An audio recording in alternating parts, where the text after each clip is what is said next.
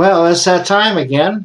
Sunday, 6 p.m., September 25th. Been gone for quite a while here, and I'm glad to see some people are showing up. And I hope that some of you may want to come up on our screen here. We have a lot of things to talk about. For those who want to show up, there's our link. Tonight, I want to talk to you about the YouTube channel.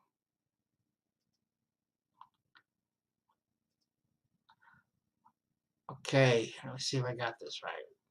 I'm working on it. Trying to get everything back to normal. There we go. Okay. The YouTube channel, you can, most of you already know how, because that's probably how you're watching it. For those who are on Facebook and LinkedIn, you just go to teslatech.info and you can always click on our YouTube icon, which will bring you up to the channel. Okay. Then, let's see. Then we also on our main page there, as our Tesla alien will show you. You can find this channel directory in the upper right hand corner of the main screen there. And we have two directories. One is for conferences and one for speakers. We try to update these periodically, but I'm only one person, so sometimes we get a little bit behind. We'll be working on getting those caught up in the next 2 or 3 weeks here. We encourage everyone, if you haven't already, to subscribe to the Tesla Tech channel. It's free. There are limits on it, though. We have free videos, about 200 of them that we have for free, and we kind of like rotate those through on a, as we add new ones on, we take old ones off, that way they're always kind of fresh and everything. With these, you can see the emerging breakthroughs with hundreds of DVDs of inventors and legends. And these holder conferences are really important because there's a lot of information on there that is not readily available today.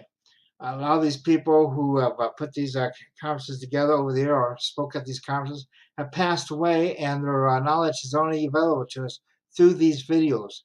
So we encourage you to go ahead and become a member. Get the exclusive membership. An extraordinary bargain is $9.95 per month. It gives you global access, 24/7 to hundreds of member-only videos. When you decide to join the Tesla Tech YouTube channel, be sure to select the exclusive member option. That will get you the member-only videos. The other option will just get you a badge, and they're on the side.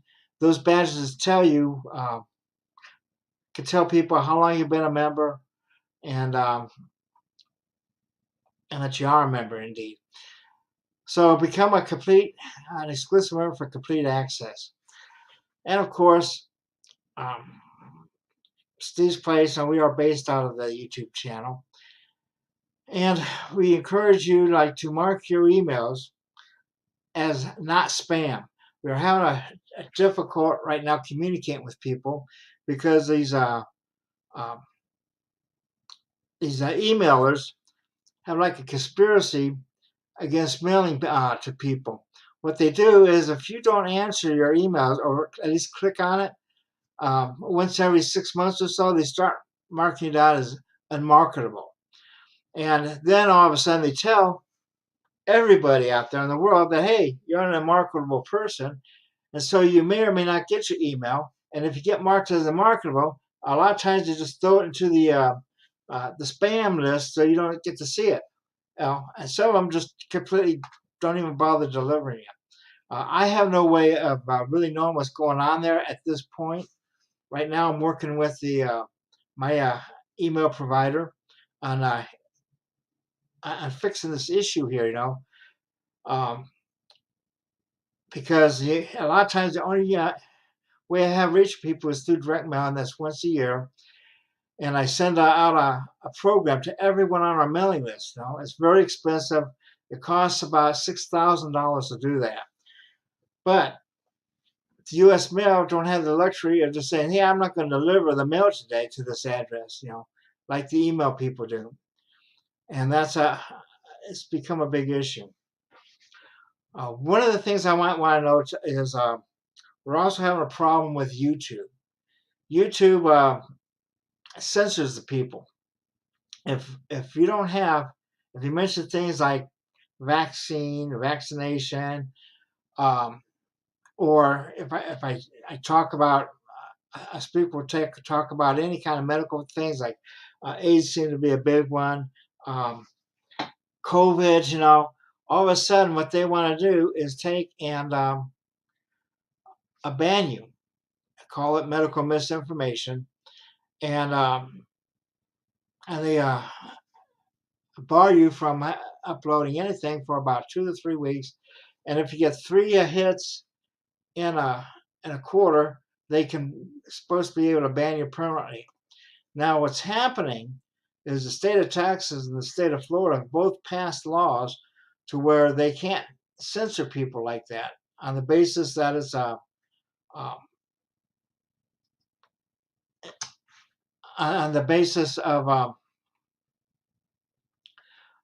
free speech, First Amendment rights, And what happens is when they take and make this claim, well, it's a free speech thing. In the past, the Supreme Court took the issue. Well, um, the government is the one that has to be control the free speech, and not the corporations. They could do to you what they want to. They could shut you off or whatever. But now with these new laws, they were upheld in the district courts, the Fifth Circuit Court and the 11th Circuit Court. So we'll probably go into the Supreme Court. Hopefully, what will happen is that these um, major companies like YouTube and Facebook and Twitter will be forced to not censor people anymore. Um, for whatever the reason, because it's a problem on both the right and the left, and in between, I mean, some of the stuff I put up there is like from like 1994, and I don't see how anything they said in 1994 would be construed as medical advice. I mean, for one, they're not doctors, and neither is YouTube in that, and we certainly aren't. And we tell you, go seek out, a medical professional for medical advice. We don't give it.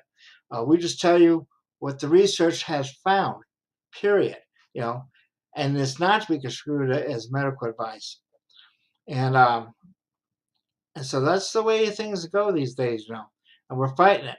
We just come off October 2nd. We get off the bad list again, hopefully. But hopefully with these court cases, they may just back off a little bit and give everyone a little bit of breathing room.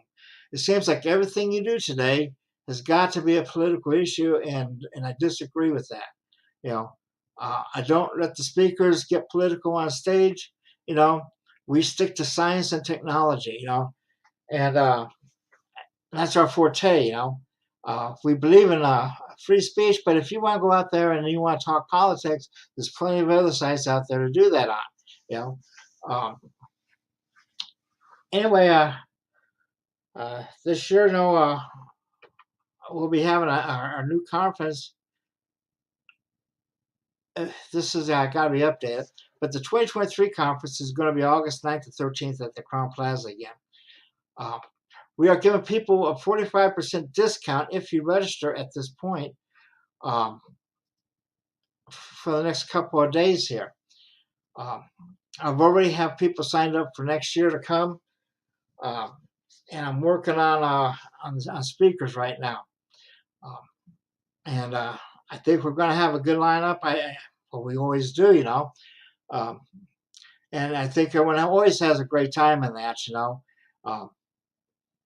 and for me, the best part of these conferences is in the evening when you get to sit down and you talk to people, real inventors in that. You can find out what they are thinking, or where their heads are at. You don't get that necessarily through these video conferences that everyone seems to want to have. There's something about not being on a camera that allows people to open up and speak a little bit more. Speaking of conferences, uh, October 8th, oh, got the wrong dates on this one. October 6th through the 9th, 2023 will be the Biomed Expo. I sent out an email on this already, and what we need to do, I hope everyone, might want to check it out and go check it out. The exhibits, are typically um, free if you sign up for the conference. I don't know what he charges if you don't.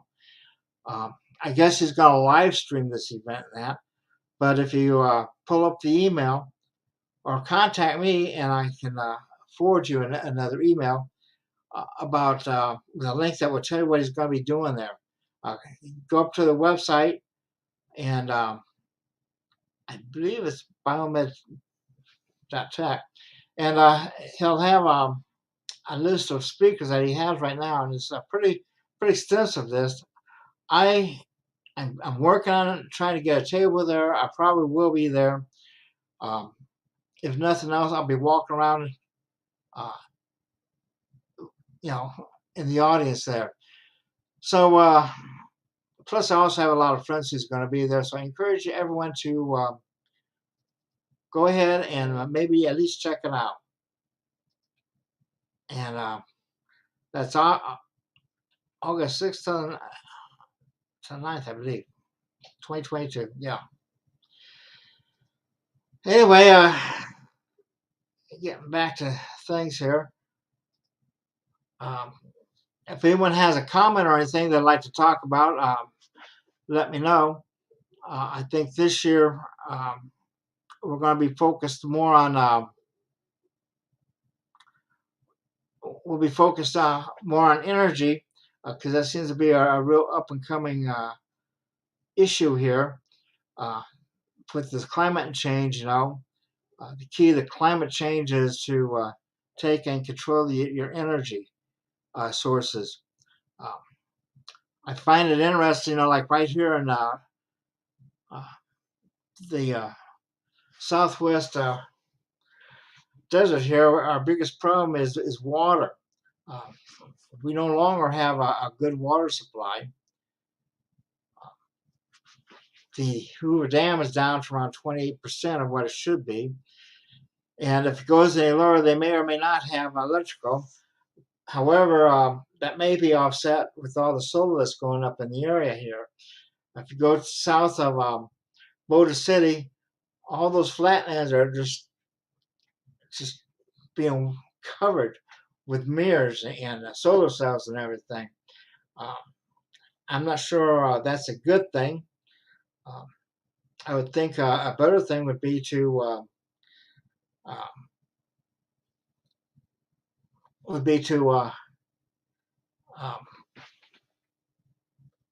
diversify our power supplies, and that's what we're here all about. We do hydrogen in the water fuels and that. Now here we have a gentleman here who claims that global warming is a hoax, and no one can deny that climate change is occurring.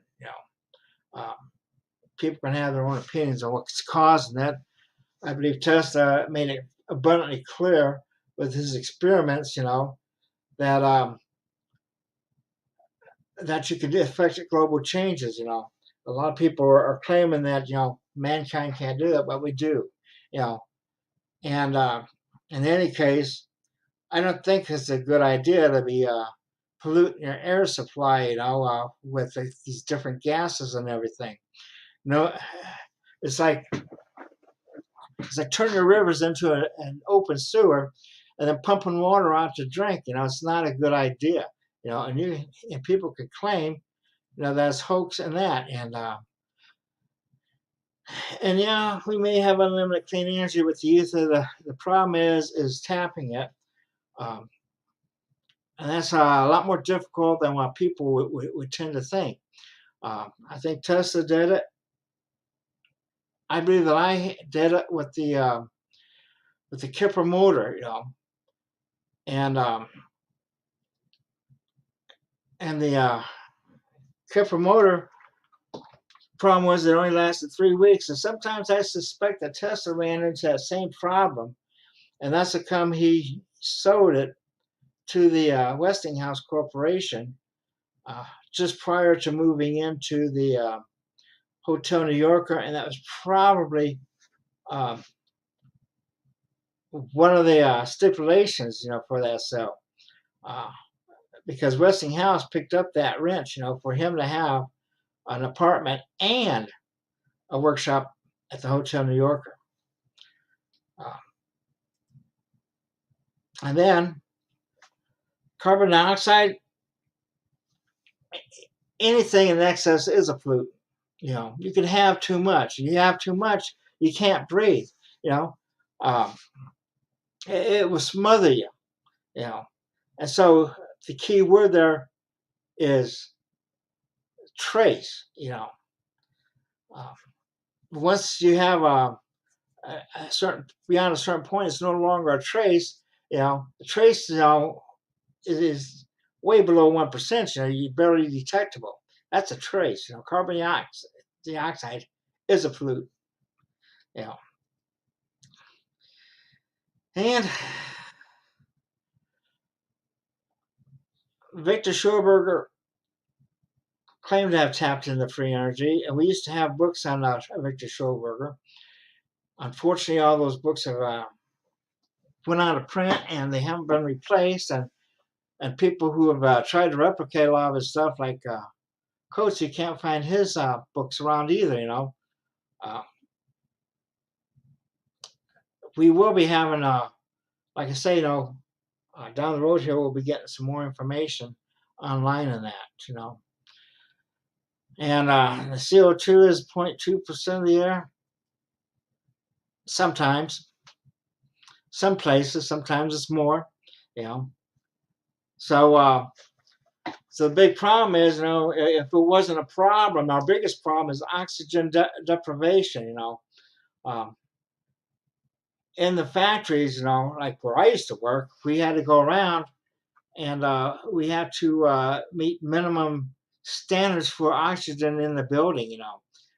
And if you're sucking up all your oxygen, you replace them with things, these nitrous oxides and these carbon dioxides and carbon monoxide, you're not going to get very far, as far as meeting your minimum standards for oxygen.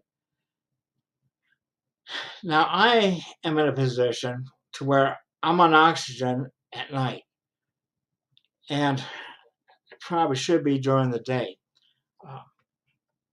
So I'm very aware of oxygen levels. In fact, when I went to Albuquerque, I thought I was going to die. I walked about half a block to Subway up a slight hill, and all of a sudden I couldn't breathe. I thought I was going to die, and my chest tightened up and everything. I get up there, and I had to sit there for about 5 minutes, catch my breath. I get up there, and they told me, "Oh, we're closed." Well, it was 8 o'clock, and they're supposed to close at 9. I don't know. Felt like killing them, but I left, because these are going back downhill. But and when I got to the room, I got on my oxygen mask, and recovered. But it struck me then that Albuquerque is like 7,000 feet above sea level. So you combine the height above sea level, which means the air is rarefied, and I was exerting myself walking up that hill. I darn near had a stroke, from that. And so, oxygen levels are very important. And like I say, I'm very cognizant of it, I've had a pneumonia 3 times. I'm terrified of getting it again. I stay in a dry climate, so that I don't have that moisture in my lungs and that. I had to sleep on a CPAP, because I stopped breathing, they did a sleep study, and I stop breathing 300 times in a 6-hour period. You know, um, when I'm wearing the mask and everything, I don't have that problem. It forces it in you. Yeah. So yeah, oxygen levels are important. Yeah. Um, I know people talk about like having hydrogen. So then I have a hydrogen. Um, you have the same thing. You can only do it for so long. At least I do. You know, and it seems to help a lot. You know. Um, anyway, um, control and artificial scarcity keep us enslaved. You know. Well, it's not all about that. There's other things in it too. You know, and energy. You know, we've always been this country has always been dependent on cheap energy in one form or the other. Labor is a form of cheap energy. And when you look at it from that viewpoint, the fact that we're taking and and blocking immigrants from coming to this country, we're cutting off what was a traditional cheap labor supply. You know, it was the immigrants who built this country. You know, they did all the labor, the intensive labor on things like building the Transcontinental Railroad. It's the Irish from the east and the Chinese from the west, you know, built the Transcontinental Railroad. You have the Mexican farmers, you know, coming up here, you know, and they're the ones working the fields and everything, you know, and they don't really get paid what they should get paid, you know. But the fact is, this country is built on immigrants, and by throwing the cat fit, you know, what we're throwing now to keep these people out of here, um, is caused us economic hardships, and is one of the basic causes of the inflation you're seeing now. You know, these people, you know, they're human beings. You know, they deserve a right to live just like anyone else.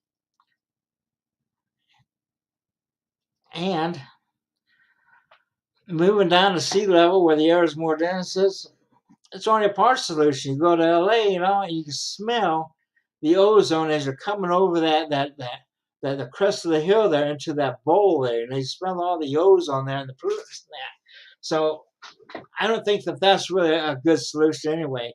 And Florida being a good place, well, I have a friend who lives in Florida just from the beach. I think he's listening right now.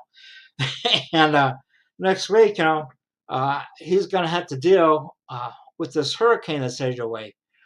So yeah, you know, it's not really a good thing.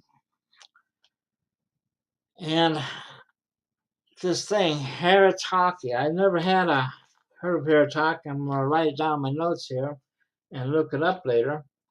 Um, it may work, may increase oxygen levels, but I still have the problem with the breathing levels, and that's more of a physical problem. You know, um, yeah, it's more of a physical problem as far as the breathing aspects. Uh, the other thing, you know, it doesn't help me is that I also have diabetes, you know, and so I'm working on keeping my blood sugars down too, you know, and so you have this interaction between the diabetic stuff and the pulmonary stuff going on all the time, you know. But I will persevere, you know. Uh, it just goes to show like I'm no spring chicken, you know, anymore. Got to watch what I'm doing. So anyway, later on this year, I'm going to get some of the people who spoke at our conference on. Uh, Next week will be Dr. Plotke. He does the mind body stuff, and we'll have him on there. The week after that will be the conference. I haven't decided what I'm going to do on that one yet. I may just do a man on the street thing and go around interviewing people. You know, if I could figure that one out. I'm sure there'll be some people who can contact me and tell me how I can go about doing that. Um, One of the people I want to see is Andy Batty. He has the water smacker technology. Uh, Water smacker is if I'm not mistaken, separates the hydrogen using a scalar technology. It's Bob Boy's Technology, and he'll be having some water smackers there. And hopefully, I'll get some new T-shirts. I definitely need some new T-shirts. I got these plain Jane things right now. I'd like to know, if you get a chance, drop me a line through email and let me know if you'd be interested in buying any T-shirts. Because if we could start having them, if I get enough interest in it, I could talk to them about making us a bunch of designs and everything. Um, I'd like people to also contact us. Let me know if you're gonna considering coming to the conference or not next year. We had a pretty good turnout this year. My biggest issue is that people didn't sign up till after July 4th, which kind of saved the day for me in a lot of ways. But it's a lot of sleepless nights, you know, when you just don't know how many people you're going to have there. Because we had to make plans to get things done. Like how much food are we going to need? How many rooms do I need to reserve? Uh, if I don't make a room count, I get charged exponentially on the money. So if you could please let me know if you're going to be coming or even considering coming. We'd like to hear from you. I like to hear from you anyway. It gets lonely here sometimes. So, and also because of the problems we're having with YouTube, I'm looking at figuring out how to make a link to a permanent location on Facebook and also on LinkedIn as alternative broadcast points, where people can go to listen to the show. Fortunately, the place I'm broadcasting from, StreamYard, isn't part of their thing. So,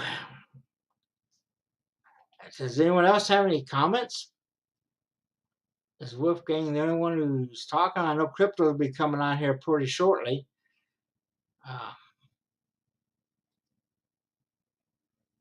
Okay. Eucomia Ullman.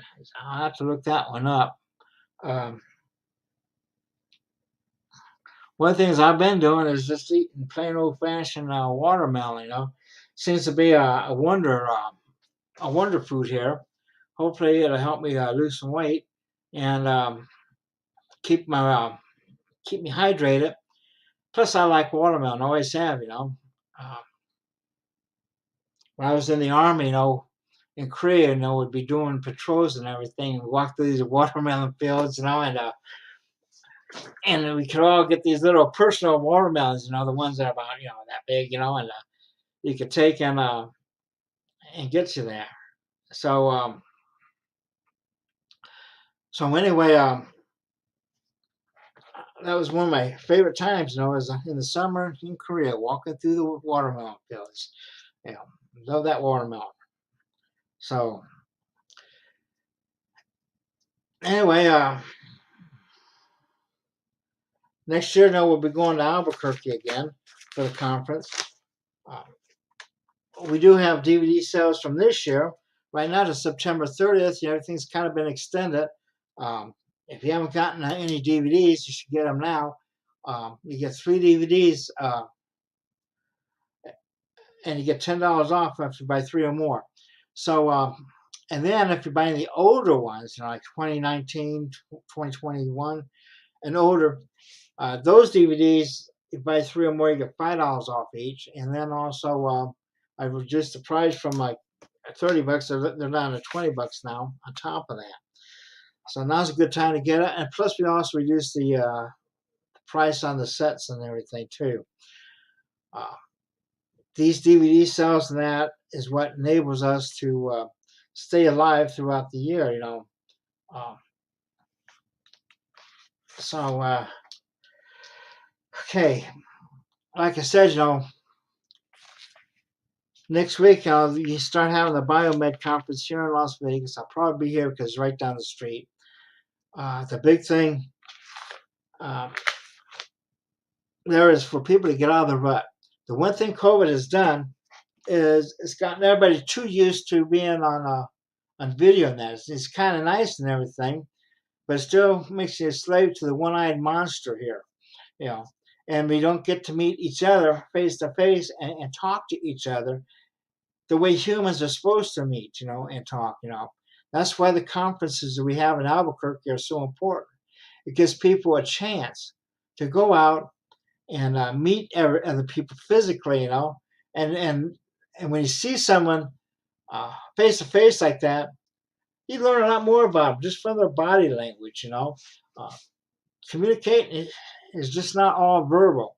There's a lot of things that you have to get across subtly, through the body language. People will tell you who they are. You know, uh, that's one of my friends. He's no longer with us. Uh, he was the station chief in Berlin at one point. He gave me a book to read. It was all about body English, and how to read it and everything. Uh, and that's how you get to know people. It's through their body language. Um, in some ways, computers, help us, but in other ways, they take away the humanity of things. You have people doing things on the computer that they, behind this wall of digital anonymity that they want to do face to face in person. I think face to face meetings keep people from getting too stupid. Um, it's very important. Yeah, very important. And next week, though, we're going to have Bob Plotke here. He's going to be talking about the body mind. He was he was a speaker at our last conference, a last minute speaker, a substitute, very well received.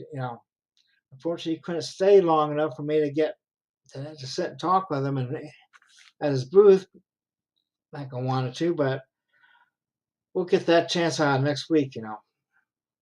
So anyway, I hope you guys do come to the conference again next year. Those who haven't. So anyway, if you let's see, there's our call line again. For those who want to contact us directly, please do, and we'll get you on the screen here, and we can talk semi face to face. So the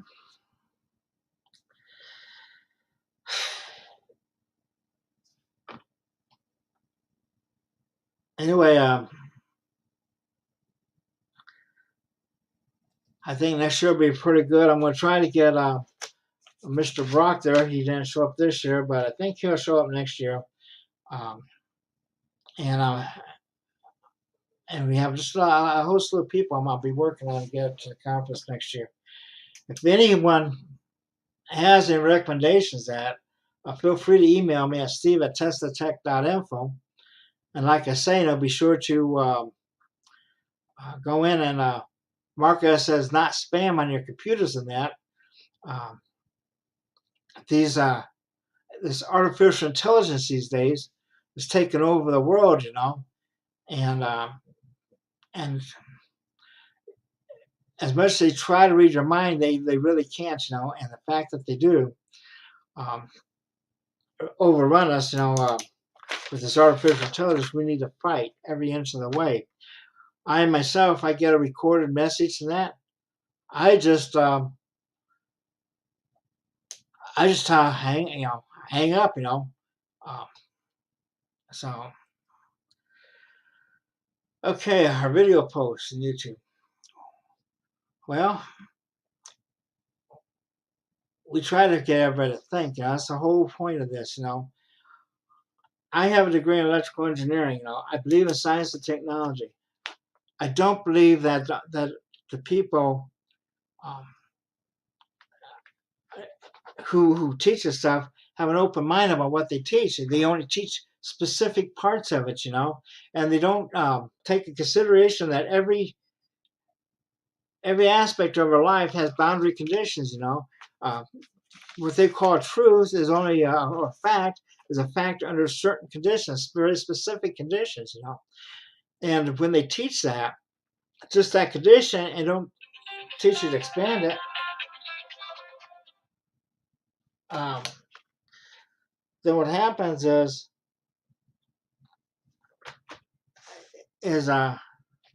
we get a very narrow mindset there, and we don't think things through, and we don't come up to we don't expand horizons and everything. That's what we try to. We try to expand horizons, expand the boundary conditions and that. What happens if we change this and that, on the boundaries, That's what Tesla in a way did, He was always looking for the nonlinear solution, instead of while engineering, okay, as a discipline, will always seek to eliminate um, the nonlinear response. We're trying to get everything linear so we can predict what's going to happen. Well, your greatest events in working with free energy will occur with a nonlinear response. Like when you first flip a switch, all of a sudden you get this tremendous release of energy, one way or the other, and that bouncing effect, that is the free energy in that, and that's where we're going to end up getting it. Our goal, our trick that we have to do is figure a way to capture that and throw it into a steady state system, which we can manipulate a little bit better than a nonlinear system. In a way, I would say that would be the whole concept behind the Tesla technology. That and frequency, manipulating frequencies. And speaking of frequencies, it just recently came out in the last couple of days that they now have two dimensions of time instead of just one. And when they can create two dimensions of time, they can create a new particle that doesn't exist for long, but it does exist, And this is in the work that they're doing, moving towards a quantum reality here. We live in a quantum reality. We just don't understand it and can't manipulate it yet, and we can't engineer it. Um, the whole thing behind engineering is learning how things function, so you can establish or you can invent devices that would take advantage of that. The whole thing behind the climate change and everything is we have hung on to the old systems for too long. When Tesla invented the alternating current motors, that was supposed to be just a temporary fix, and and we were supposed to be moving off alternating current into the wireless system, which got sidetracked, and at this, virtually stopped at that time. Who knows? It may be coming back now, or we may have a different way. But what happens is if we get too set in our ways, um, things deteriorate over time. You use up all your assets that you weren't aware that you were using them in some cases. Constant change should be where we're heading now with this stuff.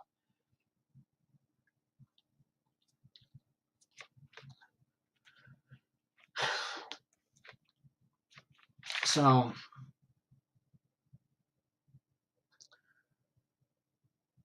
anyway,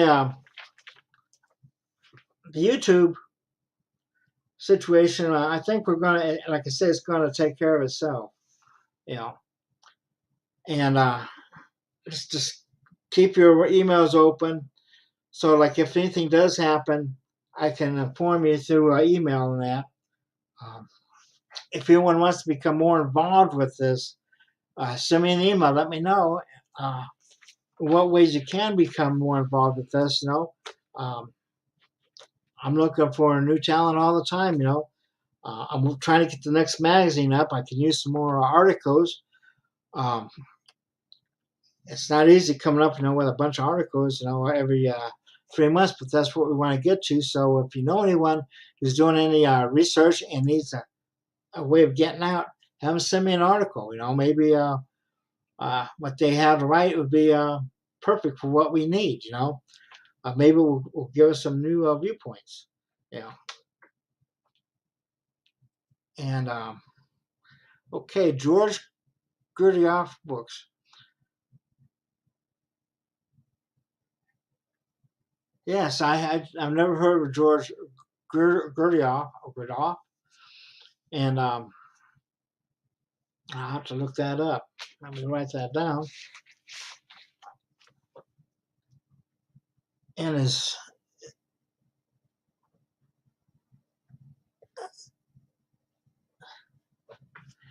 the other thing is that a lot of times when we find out about these people, they are long gone off this planet, and we're looking for young people uh, who could take this and help carry this on, because quite frankly, a lot of the original researchers that have passed away in that, and I don't think that they're going to, or some of the research will fall by the sides for who knows, maybe forever, maybe for 100 years or so. Look at Tesla, he seemed to be having things pop up. Okay, and who do we have here? Hello, Steve. Bernard Conkin here. I also go by Crypto Alchemist on one YouTube channel, and Burn Eye, Mind's Third Eye, Science Guy on my second YouTube channel. Great. I came on once before when you at the end of the episode that you had Mark Sokol on. Okay. I do. I currently just got a new segment for each of the APEC conferences. If you know of APEC, I'm doing their LENR, low energy nuclear reaction, or lattice energy nuclear reaction, depending on how you like the acronym, but cold fusion segment basically. And my own experiments, I've been connecting Sir Isaac Newton's alchemy descriptions and translations through my own electrolysis experiments and into this new LENR technology and science. Okay. And where are you from? I am from Calgary, Alberta, Canada. Calgary. It's cold up there in the winter. Oh, it sure is. It sure is. But it also gives the opportunity to test some of the more extreme weather conditions, too. Uh, Something fascinating I discovered last year in my saltwater electrolysis reactions is in minus 30 degrees Celsius when it's frozen into a solid ice block. Just putting 5 volts into the anode and cathode instantly melts the ice and the water around or into water around the cathodes and anodes and continues to produce hydrogen. So there's a lot of science that needs to be put into the hydrogen aspect and technology of electrolysis as well.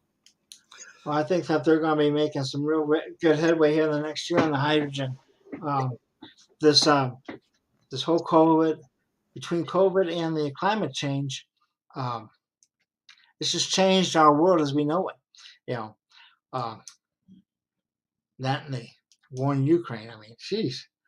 Exactly, right? And so it's like they're finally having to look at these alternative energy and future energy designs instead of just relying on the old oil, coal, and nuclear technologies. Well, the oil and the coal, those have to go. You know, but there's ways that they can still be useful. I mean, Tesla even talks about like a coal battery. But I'm finding like a lot of people, are going the wrong ways on this the nuclear stuff. I used to work on nuclear weapons back when I was in the army at one point. But there's this whole thing, called helium-3. That everybody's going Google Gaga over, the Chinese finding it up there and everything. Well, if you go back into, man, I'm thinking it's probably around 92, 93 issue of Extraordinary Science, back when I did the Tesla work, we had a whole article on helium-3 being on the moon and everything. There ain't nothing new there. That's the the the question is, why haven't we gone back sooner? Helium-3, Exactly. one space cargo hatch full of helium-3 in the space shuttle would power the United States for 1 year, and this stuff is like sand on the ocean and everything. So what happens is that helium-3 is totally non-pollutant as far as radiation goes. What happens is when it breaks down into electromagnetics, okay? You have like a radio wave going out. So you have like a microwave oven in reverse, as the people would say, you know. And so it's very clean energy, you know. But we Right. don't use that. But the problem at that time was getting, I think it was like 1,000,000 degrees, in a tiny spot. Well, we can do that now. We have the technology. Maybe that's why they're trying to push the emails. And I see a mouth movement, but I don't hear no voice. So Sorry, I muted myself out talking to my wife in the background there. oh, Yeah, it just goes to show that you're literally decades ahead of the mainstream with that presentation 30 years ago, and then now them just freaking out over it. And that there's so many clean nuclear options that they just like swipe under the rug and don't want people to see. And then like the hydrogen energies, the free energies, there's so many different technologies out there that they've just crushed and don't want the world to see. They want people to be afraid of the nuclear. They want people to keep being dependent on oil when in fact we should be saving our oil and using it to create our plastics and the other petroleum products because it is a finite resource as opposed to burning it all. yeah, ultimately we'll be able to make things out of nothing, which is what they were trying to do with this particle, using two different time dimensions at the same time, two different dimensions of time. You know, so that gives us, that tells us there's multiple dimensions out there that we haven't even started to achieve yet. You know, and the thing is, on this helium-3 and they're going to the moon, they're having such a problem getting that rocket off, you know. But it's a red herring. I know they gotten a better way of getting up there. You know, there's no way that our government would cede the high ground, okay, which is orbit, to the Russians or anybody. They wouldn't do Exactly. that. And Right? Like such a joke that they're using Russian rockets for like the last decade to get the astronauts up there. Like it's a joke and a farce, and it's the kabuki theater in my opinion as well. That there's got to be something way more advanced because like you said, it's the high ground in orbit. That's the next dominance plane. But think about this, when they did that, they separated the military out of NASA effectively, and the military, they have their own space base out in Vandenberg there on the west coast. In fact, they just launched a surveillance missile. I think it was either yesterday or the day before yesterday. A new surveillance satellite. So I've worked on the space shuttle um, at one point, and I know the Rockwell's guys. Um, they had wanted to take, and they got with Lockheed and these other companies. They wanted to build the I think it was the fifth space shuttle, the one that didn't get built, and they wanted to go ahead and build it themselves. Okay, but the government wouldn't allow that to happen. You know, and so when they didn't allow that to happen, all of a sudden you got SpaceX and all these other companies coming out now, and they can do this. Why the change? Um, it's just a red herring. It's gotten us more dependent on chemicals to get out of the atmosphere, and I believe they have a better way. You know, I believe that they are using the anti-gravity and stuff that's described in Malone's book on electrogravitics and that, and I'm pretty sure that's what happened. And Right. And like it also goes into the Russians, the Soviets. They also had their shuttle thing that apparently they test flew robotically before the American shuttle even went up. And then they stopped that whole program and they used the excuse of the fall of the Soviet Union. But it's like, the dominance of space, like you're talking, that upper high ground, that if that was the leading technology, there's no way they would just give it up. And it's, did they make that next leap into that other technology, only keep it classified, not announce it, and start using it? And that's why both of the leading space powers stopped their shuttle programs.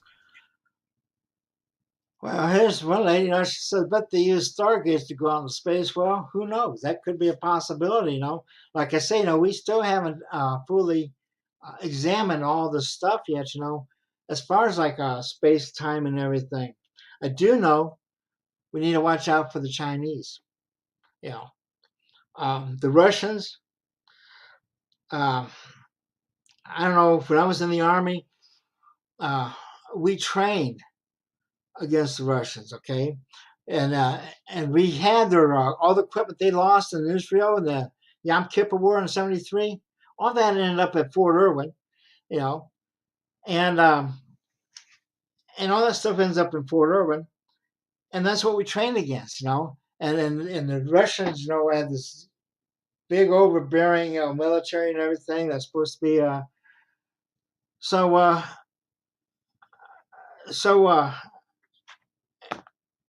dominating, I guess you call it. We tremble in fear from these people and everything. And now here it is. Whatever they had is gone. It's gone, and I don't think it's there anymore. And I think that they were much more effective, like 20, 30 years ago than they are now. I'm amazed. But then look at what they got going. They got all of these drones going on and everything. We got it's going to be drone wars, And now that we sent the one of our new anti-aircraft systems, I just got over there today, as a matter of fact.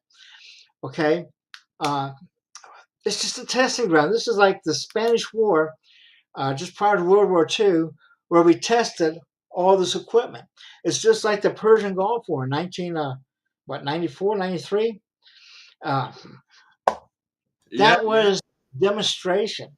Same with Syria, right? Syria was the lead up to Ukraine. Now Ukraine, hopefully, we gotta pray, and we have to start protesting against the wars. Like, we can't let this escalate into World War III, like some of the elites want it to. It's insane. But yeah, like they have Iranian drones that the Russians are using now in Ukraine, and then the American systems the Ukrainians are using, and it's crazy. It's escalating to a point of we can't get to that point of no return because it's not a happy ending. Well, I don't know if we're going to end up in a nuclear war or not.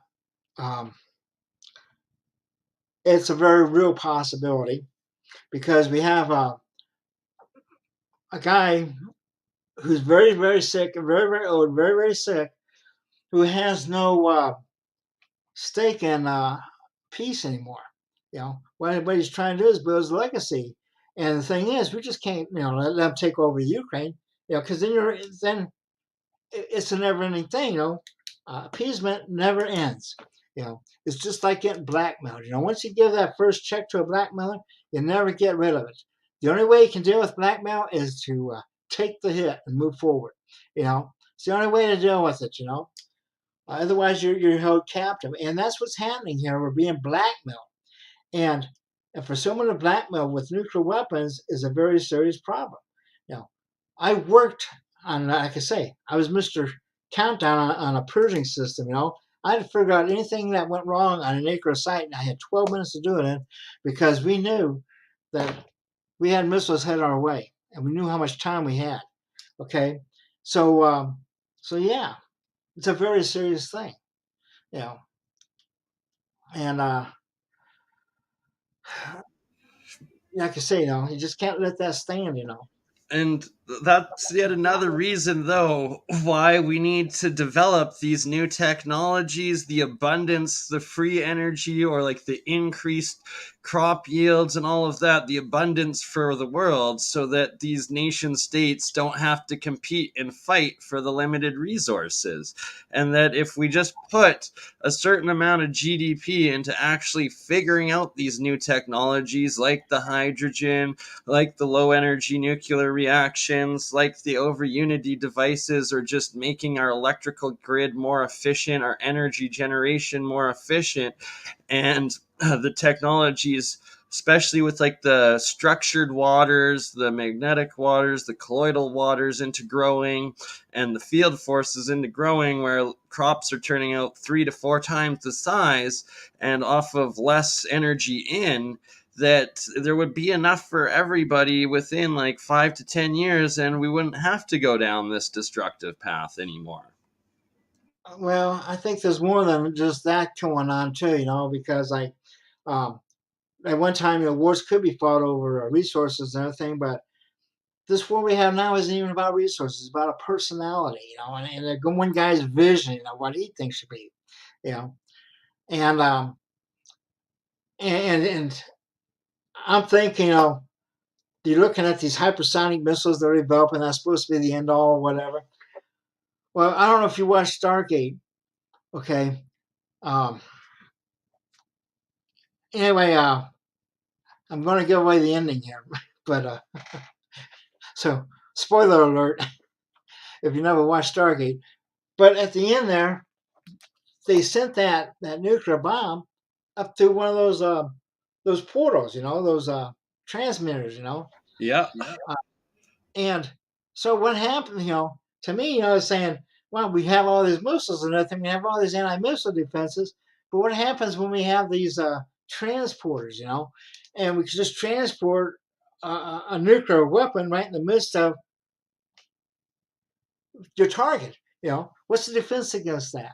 You know, well, then you have to go with the Tesla shield, which is that spherical dome, um, hemispherical dome that he could put over an area. Okay, and the more dense it got, the more silvery it is. Had to be some kind of thing like that. Kind of like in that one movie, Battleship. I don't know if you watched that, when the Yeah. aliens land and they throw that shield around the islands there, and no one can get out, no one can get in. You know, that'd be the only defense. Because you Yeah. ain't got no coming. That portal technology, there's got to be something to it, right? Because like even NASA a few years ago, they came out with those X zones that like create portals, wormholes between the sun and the planets, even. And like, where's the research into that? Like that's probably super classified, but it's like the nature itself is creating these portals. So in time space, there's got to be these things, and it's probably a technology that if there are alien races out there, that they would be using, and who knows what. But that the sci-fi like Stargate, quite possibly are real, and or future technologies, stuff that comes out of it, like how much of the original Star Trek, those technologies have now turned into reality, and now our new Star Trek episodes like Discovery, and how like they're using the fungal mycelium network as the universal warp, not instead of warp, this new portal system essentially through the universe. And then you look at the actual science of it, and sure enough, these fungal mycelium networks almost look identical to the universe radiation energy pictures and stuff, and the same as the brain synapses. There's so many of these similarities in the fundamental structures of the universe, biology, and matter. Wow, there's just so much going on, so much we need to look into, and there's so many avenues we could take, you know, and maybe all these stargates and everything might be the solution to our energy problems too, Um, I just can't imagine a coal-fired Stargate. No, yeah, Right? uh, yeah. So Yeah, and so another very interesting aspect that my own research, like I make monoatomic elements through the electrolysis process, and from what Sir Isaac Newton originally describes as every metal can be broken down into its fundamental, he calls it mercurial state, but I believe like that's just old English for molecular state, and that he describes them as this single white fluffy matter, and that I've now been able to get gold, silver, aluminum, copper, zinc, and iron, bismuth, and a couple more metals all into this pure white fluffy monoatomic state. And then from that, I flush the salt out, especially with the gold silver, and then turn it into colloidal gold silver water. And this summer, I did an experiment on my vegetable garden, and the results I showed on the Alien Scientist channel a few days ago. But there's this one head of lettuce that I put it on, and it's literally 5 feet tall and almost as tall as the sunflowers. And just from watering with this monoatomic water, colloidal waters. And I don't know if you know of the One Stop Energy Group, Daniel and Nunez YouTube, but they do a type of more advanced Rodin coil. They call theirs the PoE vortex coil, and they did experiments of growing plants in the dark next to these coils, and the closer the plants were to the coil, the bigger they were, and they were growing into the coils, and that they were getting all the energy just from the fields of the coils, no light at all, and still able to grow. And that there's so many different ways of charging the plants, the seeds, and all of that that can increase the yields. And then you compare it to some of the studies that some of the Russians have done on the pyramids, and that like you put seeds or fruit into a pyramid and it charges it and stuff. And it's like, did the ancients kind of know this technology of energy charging plants and stuff like that and cells a lot more than we did? And it really fascinates me with the legends of monoatomic gold and how like the demigods used it and all of this gave them powers. But it's just like starting from the small tests on plants and seeing that it does have these reactions and like this increased yield and effects on the biology, that this is a science that's completely been neglected or swept under the rug as well. Well, plants have always been susceptible to magnetic forces. I don't know if you remember John Malusky. He's no longer with us, unfortunately. But we used to get our magnetite from him. And with that magnetite, you take and sprinkle it in your plants and that, and you have super growth. And so that was definitely effective. And when they were first come out with color TVs and that, and one of the things that highlighted the dangers of the radiation coming off the color TVs was the fact that they grew soybean plants and placed them in front of the TVs, and the radiation attracted the leafy part and pushed away the root part. You know, so you had kind of a Z plant there. So that's what they found. Would happen. When you expose these to different radiations and that. You know, so the green plants is a part of the plant. It's the part that's always attracting the energy and converting it.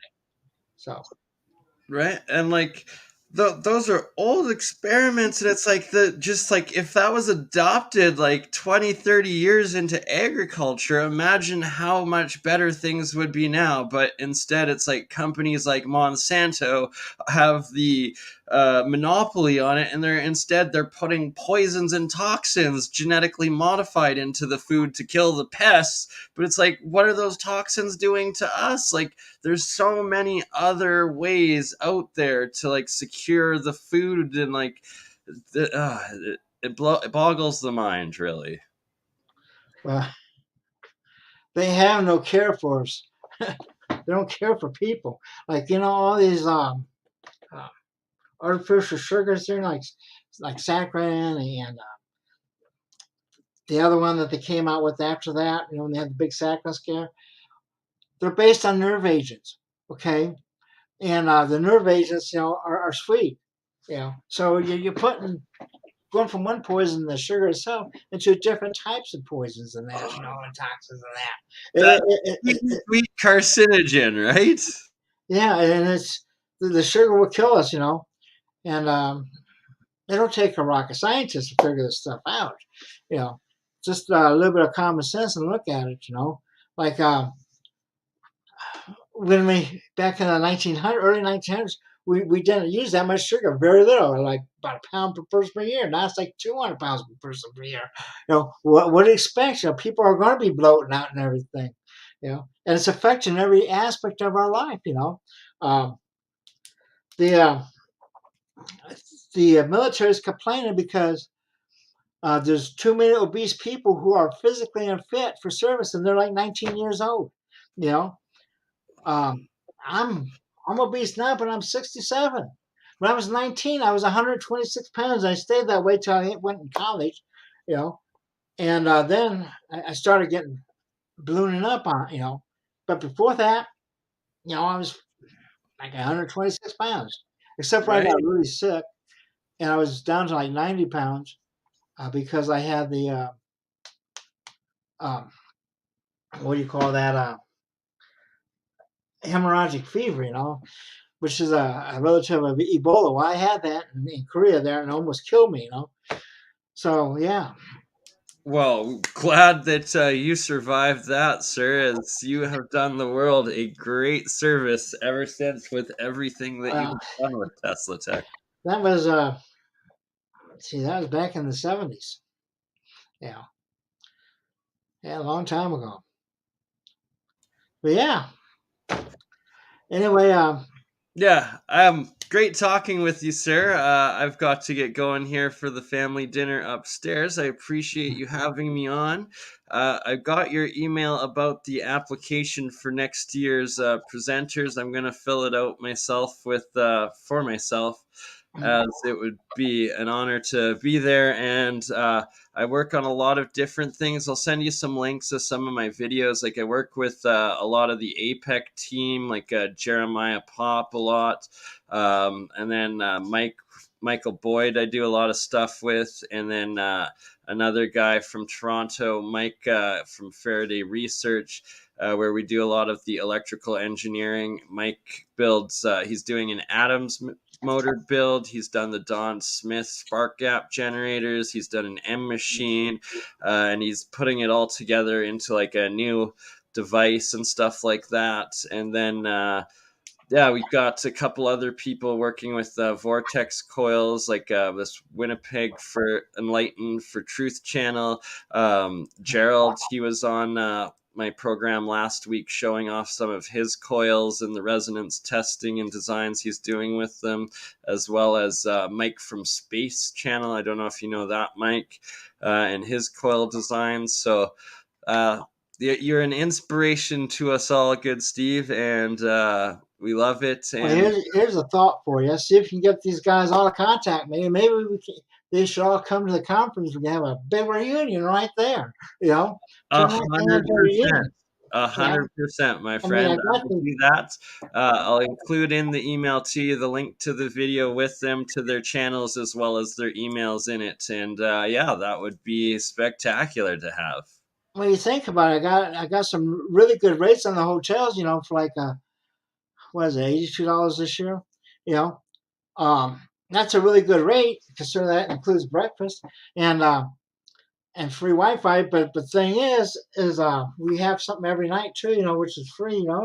So it'd be a great time to come out, and like a lot of the guys, they treat it like a family reunion anyway, you know? 100%. And yeah, like I was hoping like this year, but I just wasn't quite together to like make it down there with Jeremy. I do a lot of work with Jeremy Reese and as well, and yeah, so we should be there for next year, and definitely I'll put together here an email to you in the next couple of days, and yeah, hopefully we'll see you in person next year, my friend. Yeah, thank you for being on, you know? Thank And you, sir. we got to get caught up on some of these comments here. Um, okay, we have Maria bringing up Dan Davison. And then Nick says, shape power. Cone's been used to produce elements from nothing. Electromagnetics and magnetic field. Yeah, and now this That research is will start a be going. great point. I have been like pondering on that for a while. The actual shape, the geometry amplifies energy, like through sound, especially, but that is energy. And just the shape of a material amplifies the energy within it. And essentially, that is free energy, is it not? Yeah, and I also have the only book on shape power that Dan just came out with last year. I'm the only one you can get them from at this point. So check out our website. See. And Moses took the gold and burned it and made cakes and fed it to his people. That's the monoatomic gold right there. And so I've been reading a lot of ancient alchemists' work, and they all talk about before that. So, like when I say ancient, I'm talking about 400 to 500 years ago, alchemist writings and translations. And they talk from their time that the ancient people before them had this higher technology, and they called it palpable gold, so edible gold, and that there's these different ways that they explain of making this white powdered gold, but then they warn that a lot of them are actually fakes, and like although it looks like it's white powdered gold, it's a different chemical reaction and it'll actually be poisonous. And another thing that I've discovered is that you can get diatomic gold element, well, gold, but also silver, the rest of them, very easily when it oxidizes. And that's when it turns blue green. And then it is instantly toxic. And if you drink the water of that or ingest the blue diatomic oxidized materials, you're going to poison yourself extremely quickly and get the heavy metal poisoning and accumulation from the diatomic elements. And that's the big difference between the monoatomic and the diatomic. It's good to know. But on Okay. that note, I gotta go, Steve. Thank you so much, and thank you for your audience. Love you all, and bless you for everything you do, good sir. Okay. Well, thank you. Okay. And then we have Nick saying Gravinikov perforation grid, Hutchinson says sphere was key for the effect. And Lance used long copper to introduce grav fields. Okay.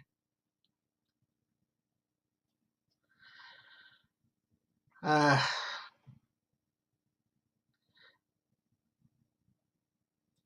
see.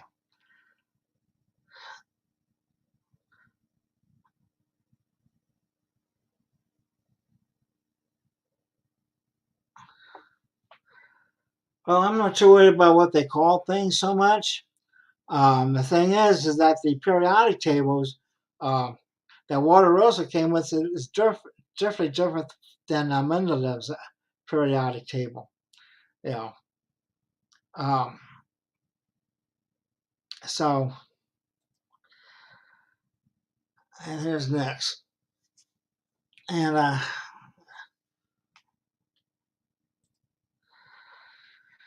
they move from the periodic table cannot change the fact it makes up everything that is trapped as dominant force. Okay.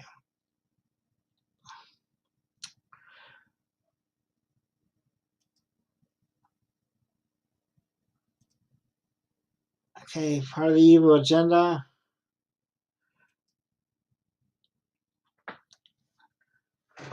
Okay, I believe that there's a lot of stuff, that we're taught is wrong, and that, yeah, you're going to have elements that are missing, and that some is it deliberate or We just lacked the means of finding it at the time.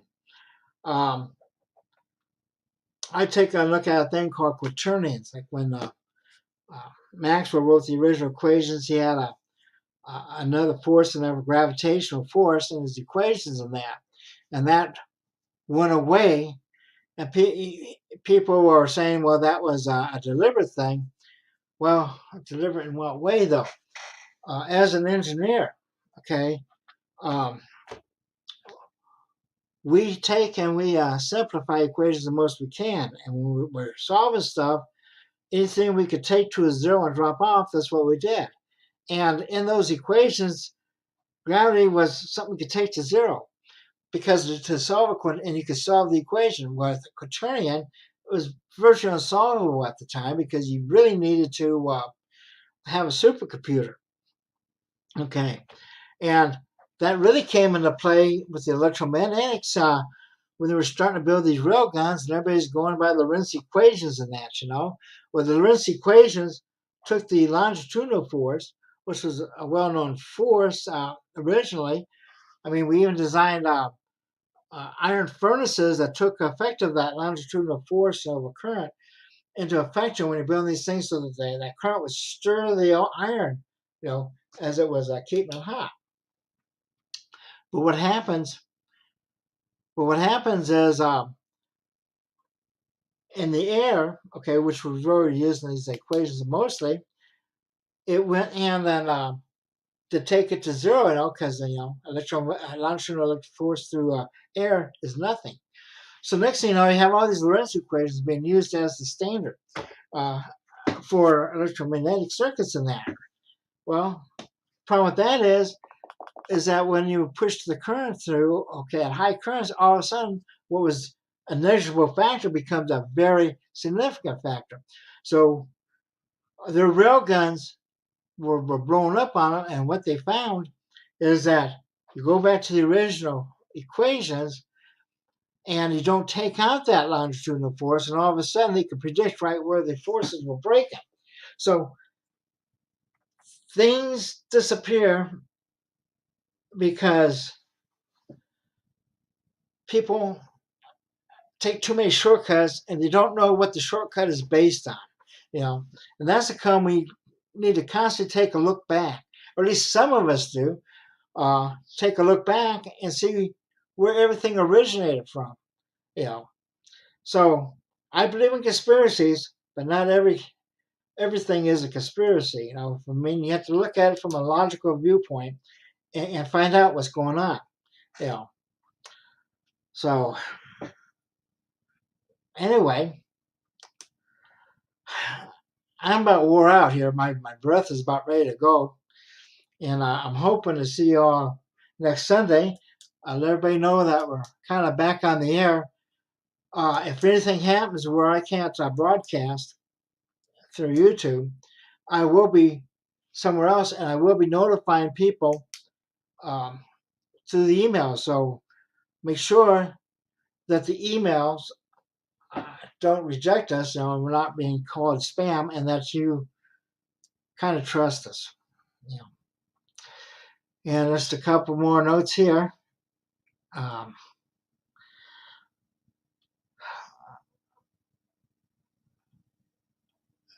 I guess they're starting to talk about John Hutchison and some of the work he's doing. And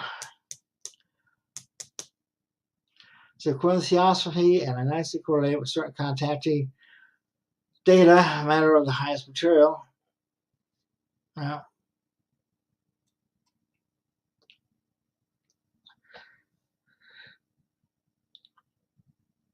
Right now, this is starting to get above me because I'm just too tired to think. Let's end it with this last one, which is on Eric Dollard. Says something to the effect the universe is better expressed as an equation -1 is less than 1. Well, Eric is one of the few people I know that has tried to faithfully replicate Tesla's experiments and that, and he has a really good intuitive grasp on everything he has, and For those who are interested more in Eric Dollard, um, you can contact him or check out the Energy Science, uh, uh, Energy Science in Idaho with Aaron Murakami and his conference in July, which I will probably be there next year. Anyway, thank you all. Good night. And don't forget to sign up for next year's conference.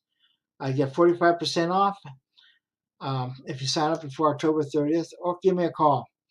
I'll talk to you later. Thank you. See you next week.